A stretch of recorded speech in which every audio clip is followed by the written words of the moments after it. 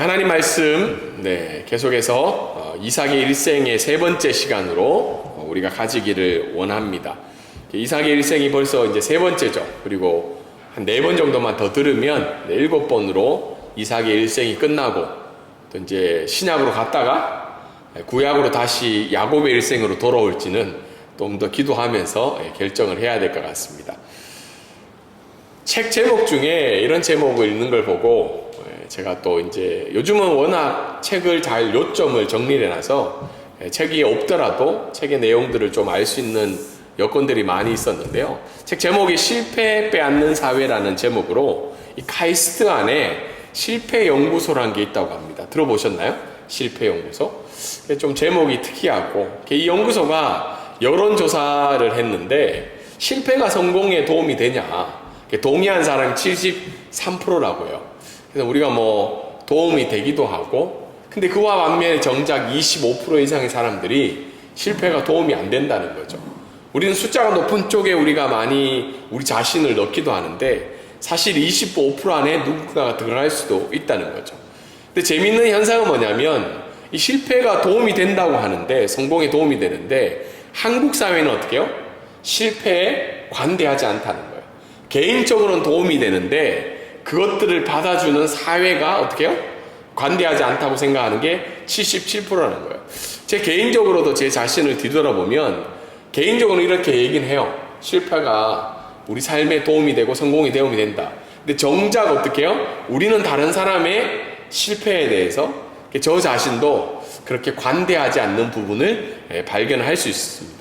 왜 실패에 관대하지 않는 사회인가? 뭐 여러 내용들이 있는데 오늘 이 책에서 좀 주목하고 있는 내용은 실패에서 제대로 배우는 법을 배워야 된다. 그리고 이걸 관찰하고 기록에 남겨서 타인과 공유하는 과정이 있을 때 뭐가 유익이 된다는 거예요? 실패가 성공에 도움이 되거나 내 삶에 도움이 된다는 거예요. 근데 실패가 어떻게 해요? 제대로 배울 수 없고 관찰하지 않고 다른 사람과 공유가 되지 않을 때는 그것은 한낱 개인의 실패로만 여겨지는 사회가 바로 한국 사회라고 이야기를 하고 있습니다. 그러는 중에 손흥민 선수가 얼마 전에 지난달에 인터뷰한 내용을 제가 이제 보게 되었어요. 그 현대자동차인가? 아무튼 거기에 있는 분이 인터뷰한 짧은 영상이 나와 있더라고요. 한 1분 얼마. 혹시 보신 분 계시나요? 손흥민 선수의 인터뷰? 손흥민 선수가 이런 말을 했어요. 저는 그 좌절이 참 좋아요. 물론 우리가 손흥민 선수 정도의 성공을 했으면 이 말이 굉장히 당연하게 나오는데 여러분 좌절이 좋으신 분 계시나요? 좌절이 좋으세요? 특히 뭐 우리 지금 바쁘게 삶을 살아가는 분도 있고 여기 앉아있는 우리 3명의 친구는 이제 입시생이죠. 좌절이 좋아요? 성적이 나올 때마다 저는 좌절이 좋아요. 이렇게 웃으면서 얘기할 수 있는 사람이 그렇게 많지 않죠. 손흥민 선수의 삶을 보면 우리는 지금 그 선수의 현재 모습을 우리가 지켜보고 있는데 사실 이 손흥민 선수가 자기의 영국 생활을 이야기를 하더라고요. 그 토트넘에서 9년간의 삶을 살았을 때 굉장히 좌절이 반복되는 삶이었다고요. 그 주전 선수가 되기까지 또 케인이라는 그 선수 옆에서 어떻게 같이 함께 뛰는 그 순간까지 가기에는 엄청난 좌절이 있었다고 이야기를 합니다. 그래서 이 사람이 이야기하는 것이 뭐냐면 죽기 살기로 노력해도 안 될 때가 많다는 거예요. 근데 이 사람은 그게 인생이라 생각하고 자기의 삶의 방향을 위해서 그 부분을 아프고 깨져보고 뭘 잘못했는지를 점검했을 때 그 부분이 자기의 삶에 도움이 되었다. 이런 이야기를 했어요. 굉장히 멋있게 인터뷰를 마치더라고요. 그래서 오늘은 성경 말씀 가운데 나타난 이 좌절이 나오고 있어요. 그 좌절은 고난이라고 이야기하기도 하고 우리의 의지와 관계없이 찾아오는 삶의 어려움이라고 이야기를 하고 있습니다. 근데 그 고난으로 인해서 주목해야 될 부분은 반복되게 넘어지는 죄의 부분이 있다는 거예요. 오늘 옆에 그림 보면 이제 이삭과 리브가고 옆에가 아비멜렉이라는 사람이에요. 이 장면이 밑에 영어로 뭐라고 나와 있나요? 아버지처럼 아들처럼 뭐 아버지와 같이 아들과 같이라는 단어인데 어떻게 해요? 이 장면은 아버지 때에 있었던 일들이 동일하게 오늘 본문 가운데 나타나고 있는 장면이에요. 그리고 지난주에 우리가 이삭의 일생의 두 번째 어떠해요? 가정에 어려움이 찾아왔는데 그것이 죄로 나타나는 현상들이 나오고 있죠. 이런 이삭의 가정이 반복적으로 하나님 앞에 죄에 넘어지는 상황이 있었는데, 그런데 오늘 말씀은 변함없이 하나님의 언약을 이어가시는 내용들이 오늘 본문 가운데도 또 나타나고 있습니다. 오늘 첫 번째 우리 말씀 한번 읽어볼까요? 자, 시작. 고난으로 인한 반복된 죄 속에서도 하나님은 변함없으시고 신실하신 분이십니다. 오늘 말씀에 보면 1절에 어떤 내용이 나와요? 아브라함 아버지 때처럼 흉년이 들었다고 나오죠. 사실은 브엘셀바라는 그 지역은 하나님이 있어라고 한 약속의 땅이었어요. 아버지 때도 그 이야기를 했고 아들 때도 그 이야기 했는데 그 땅에 뭐가 찾아들었다고요? 흉년이 든 거죠. 기근. 이런 기근이 든 속에서 이 아들인 이삭은 어떻게 해요? 어디로 내려가요? 그랄로 가고 있죠. 어디로 가기 위해서? 애굽으로 가기 위해서. 근데 그 땅에 거했을 때 하나님이 어떻게 나타나셔서 너 애굽으로 가지 마라. 내가 약속한 때 그 땅에 머물러라. 그러면 내가 너에게 어떻게 해요? 아버지와 한 약속대로 그 복을 너에게 허락해 주겠다고 이야기를 하고 있어요. 사실 이삭은 아브라함이 애굽에 가서 겪은 내용을 들었을 거예요. 왜냐하면 아브라함의 일생 중에서 애굽으로 가서 당했던 어려움과 힘듦은 그의 인생 가운데 중요한 지표를 찍었기 때문에 분명히 아들에게 이야기를 했을 거예요. 우리가 가끔 부모와 자녀 간의 대화를 나눌 때도 있죠. 물론 대화가 점점 사라지는 가정들이 현대에 있죠. 그러다 보면 보통 부모들이 어떤 얘기를 해요? 고생했던 일들, 또 인생의 중요한 지점들을 아들에게 또 자녀들에게 이야기를 나누잖아요. 저희 어머니도 했던 얘기를 많이 할 때가 많아요. 지금 이제 70대 중반이신데 삶에 어려웠던 부분들, 또 저도 알고 있는 내용들 있잖아요. 같이 어려움. 근데 반복적으로 부모들은 그런 얘기를 했을 건데 이삭은 그 이야기를 들었음에도 불구하고 어떻게 해요? 동일하게 아버지처럼 어디로 가기를 원해요? 애굽으로 가기를 원하죠. 왜냐하면 애굽에는 기근을 해결할 수 있는 방법이 있었기 때문이죠. 그래서 3절과 4절과 5절에 하나님은 아버지와 맺었던 그 언약을 다시 한 번 더 이야기를 합니다. 그래서 이삭이 더 내려가지 않고 어디에 거주해요? 그랄에 있죠. 그랄이라는 지역은 이 브엘셀바 가나안 땅과 애굽 중간 정도의 지점이라고 생각하면 돼요. 애굽으로 가려다가 하나님이 그 얘기를 하니까 멈춰서 그랄에 머물고 있죠. 근데 그곳 사람들이 어떻게 해요? 잠시 멈추는 게 아니라 오랫동안 있다 보니까 가족들에게 묻죠. 리브가가 누구냐? 그래서 저도 이게 좀 말씀을 들으면서 아이러니한 거죠. 좀 부부처럼 행동했으면 이 질문이 없을 건데 이미 이삭 가운데는 그랄에서 거주할 때 뭐가 있었다는 거예요? 두려움이 있었다는 거죠. 두려움이 있어서 이 리브가로 말미암아 자기의 생명이 위협을 당할 거라는 그 두려움이 찾아왔기 때문에 이미 가기 전부터 어떻게 해요? 서로 이야기를 나누죠. 이 행동은 무엇과 가장 유사하나요?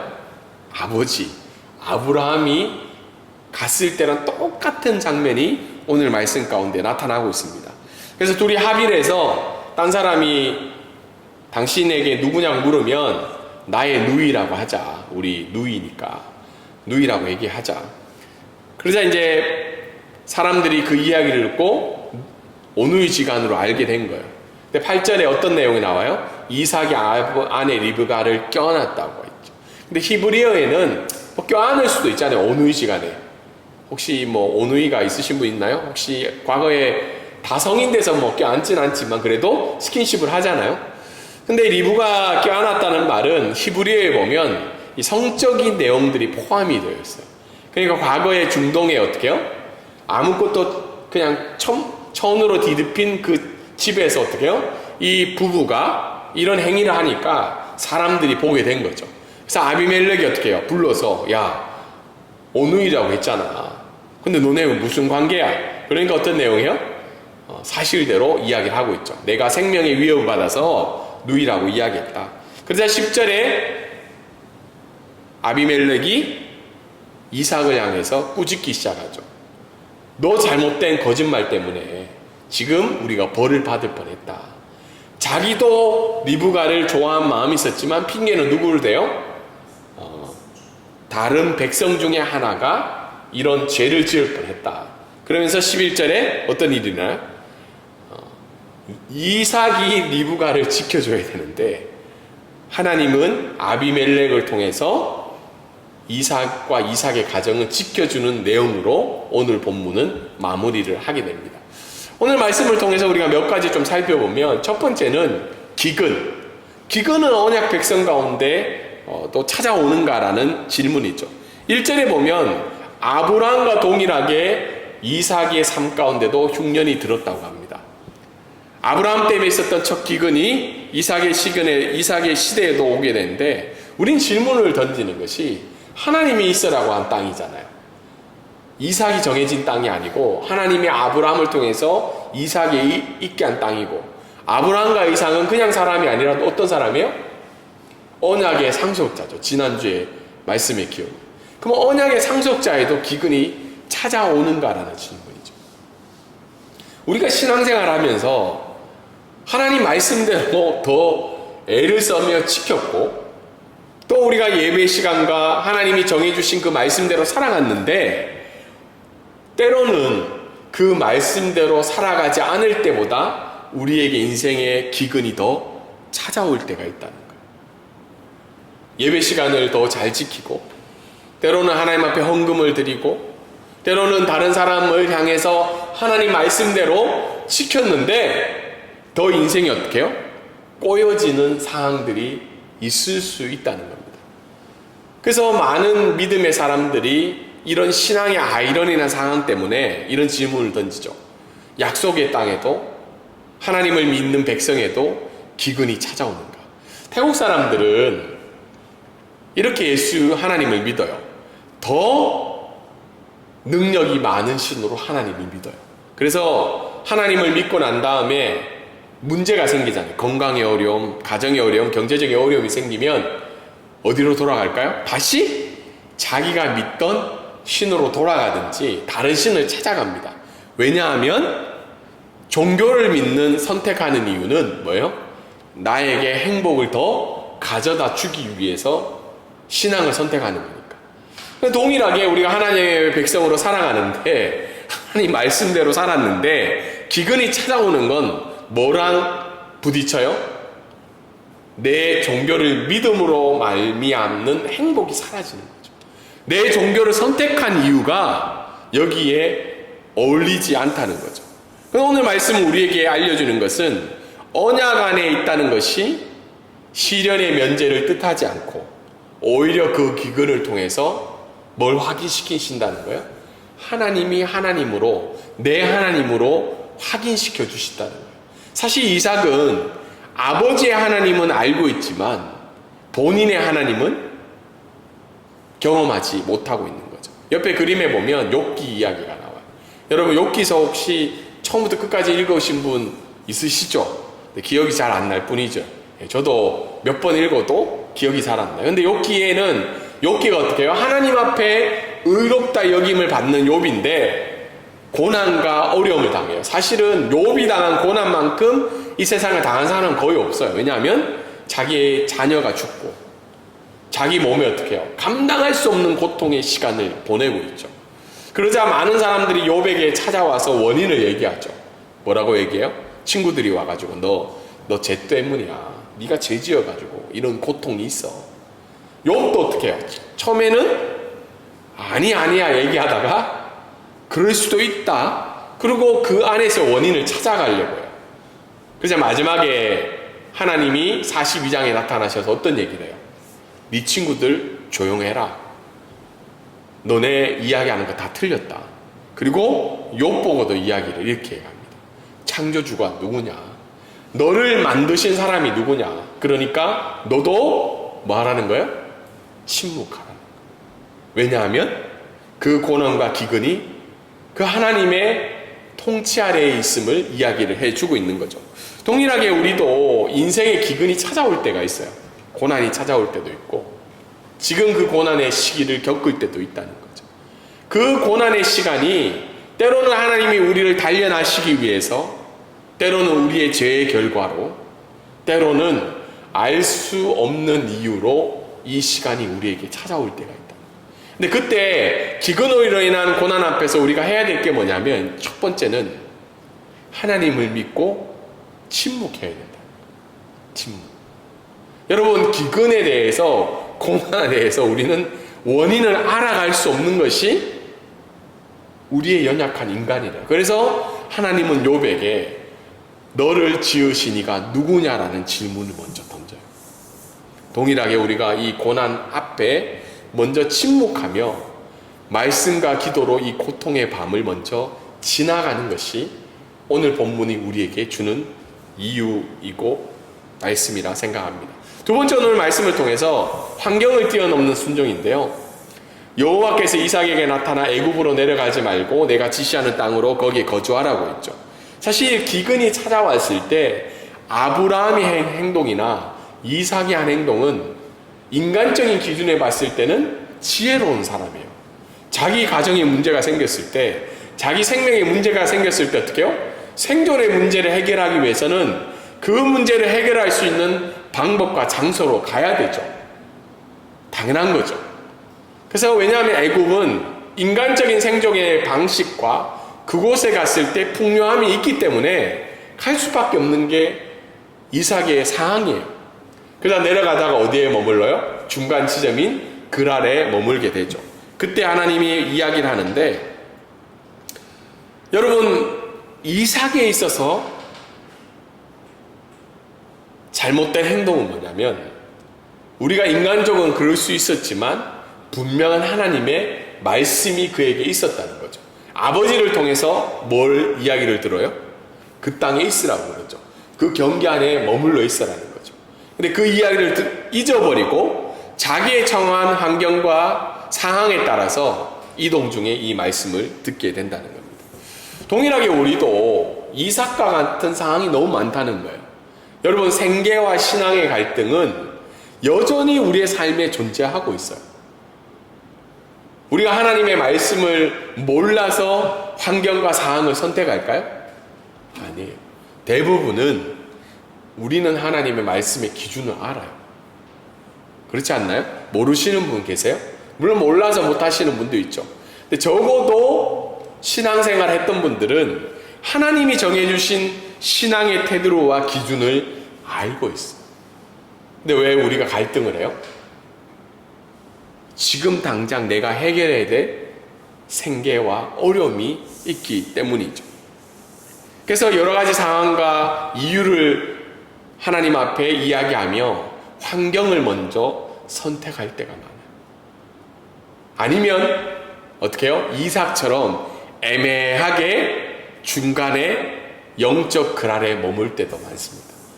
예배를 드리러 오지만, 하나님 앞에 신앙의 행위를 하지만, 말씀과 기도를 통해서 하나님 앞에 나아가지만 애매하게 영적으로 그랄에 머물 때가 많다는 거죠. 네, 여러분, 우리 삶의 생존과 풍요로움은요, 환경이 중요한 풍요로움이 아니라 신실하게 이 상황을 이끌어 가신 하나님의 임재를 경험할 때 우리가 풍요로움을 느껴요. 단지 우리가 가끔 상황이 주는 풍요로움으로 말미암아 잠시 우리의 생존이 이어갈 때가 많죠. 근데 우리에게는 어떤 봉성이 있냐면, 죄로 말미암는 봉성 때문에 요만큼의 생존과 만족함이 있다가도 어떻게 해요? 그건 잠시죠. 잠시. 지금 한국이 덥다는 이유만으로 우리가 너무 행복하잖아요. 맞죠? 때로는. 한국이 너무 더워요. 그래서 여기가 너무 날씨가 좋아. 그렇게 느껴지잖아요. 맞죠? 근데 한국이 가을을 맞이하면 우리는 순간적으로 또 어떻게 바뀌어요? 덥다고 느껴지는 게 우리의 마음이에요.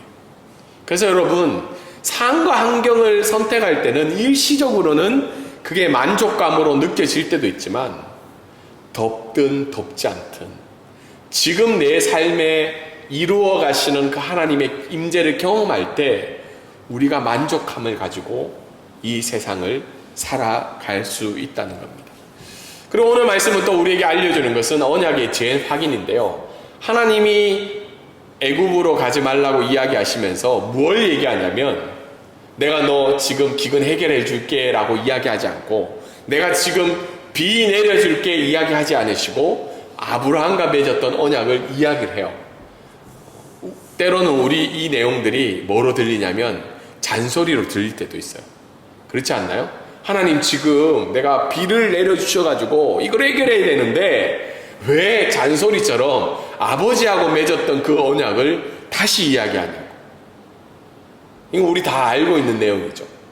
내가 하나님 앞에 5절에 보면 하나님 앞에 말씀을 가지고 살아가면 3절과 4절 어떻게 해요? 이걸 해주겠다. 근데 재밌는 건 이삭이 지금 뭔가 하나님 앞에 한 게 아니에요. 맞죠? 여러분 25장부터 26장까지 내용 보면 이삭은 한 건 뭐예요? 자꾸 죄짓고 애매한 상황 만들고 어려움을 겪는 내용들만 나오고 있죠. 믿음의 행위를 이삭이 뭘 하고 있나요? 아브라함처럼 엄청난 믿음의 행위를 하지 않고 신앙의 업적을 이루기 전에 하나님이 먼저 그에게 이 언약을 재확인시키고 있어요. 그래서 이 말씀은 반복적으로 얘기해 주는 게 하나님의 언약의 근거는 내 인간적인 조건에 있지 않다는 거예요. 가끔 신앙생활 하시는 분이 착각할 때가 있어요. 내가 하나님 앞에 잘 살고 하나님 앞에 사업을 잘해서 내가 공부를 잘해서 내가 어떻게 해요? 사람들이 보기에 성공적인 삶을 살고 난 다음에 하나님 앞에 그 언약을 이루어 갈 거라고 생각하지만 성경은 여전히 너희의 조건에 내 언약이 있지 않다고 이야기를 해주고 있어요. 하나님의 주권적인 신실함에 우리는 이 자리에 지금도 나와 예배를 하고 있다는 거예요. 그래서 여러분 예배와 신앙생활은요 새로운 뭔가를 하나님 앞에 도전하고 약속을 가지고 조건을 가지는 시간이 아니라 예배와 말씀과 기도의 시간은 하나님이 내게 어떤 언약을 말씀해 주시는지 재확인하는 시간이에요. 그래서 여러분 왜 일주일에 우리 교회는 감사하는 건지 안 감사하는 건지 몰라도 한 번의 예배밖에 없죠. 여러분이 부담을 덜 느끼세요. 근데 보통 한국교회는 어때요? 새벽 예배도 있고 수요 예배도 있고 금요 예배도 있고 왜 이렇게 예배가 많을까요? 왜 그렇게 기도와 말씀을 많이 해야 되는 시간을 가져야 될까요? 그건 바로 언약을 재확인하는 시간 때문입니다. 우리가 만약에 여러분 이 예배 시간조차 없다 그럼 우리 머릿속에 우리의 마음속에 온통 뭐만 가득할 것 같아요? 내가 세운 계획, 방향, 때로는 유튜브가 주는 정보, 그리고 요즘은 AI가 주는, 저도 요즘 AI랑 많이 얘기하거든요. 이제 뭐 세영이도 있지만 우리 규현이도 이제 준비를 해야 되죠. 그럼 AI랑 맨날 이야기를 해요. 뭘 AP를 뭘 들어야 되고 어떻게 해야 되고. 근데 그럴 때 뭘 잊어버려요? 하나님이 내게 약속하신 언약을 잊어버려요. 내 인생을 이끌어 가시는 분이 누군지, 내가 고난과 어려움과 내 상황이 어렵더라도 신실하게 변함없으시고 나를 이끌어 가시고 나와 함께 하시는 분이 누군지를 잊어버린다는 거예요. 근데 이 예배 시간을 통해서 수요일날 드리는 기도와 말씀을 통해서 우리는 그걸 확인하는 시간이라는 거예요. 오늘 말씀을 통해서 또 알 수 있는 것은 아버지의 실수를 아들이 반복하고 있다는 거예요. 7절에 보면 똑같죠. 거짓말하는 것도 어떻게 해요? 좀 토시 하나 틀리지 않고 똑같이 얘기하죠. 야, 어떻게 저렇게 닮았을까?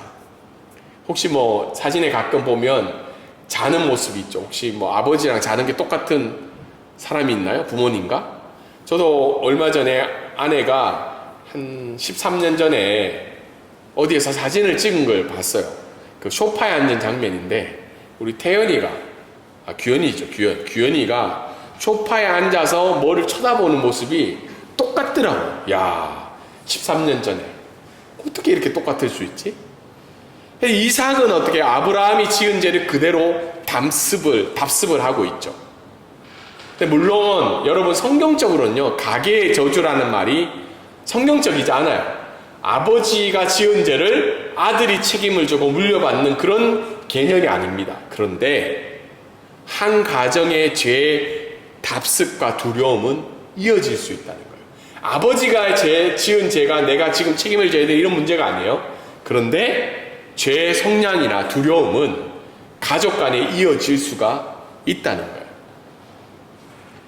식습관, 가정생활, 성향, 이런 것들은 답습이 될 수 있다는 거죠.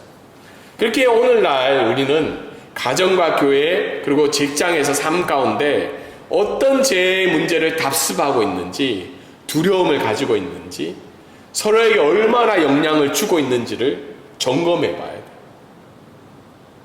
여러분, 내가 부모로서, 내가 자녀로서 내 가정과 직장에 내 죄의 문제를 답습하게 하는 영향을 줄 수 있다는 거예요, 서로에게. 이게 굉장히 심각하게 우리에게 다가온다는 거죠.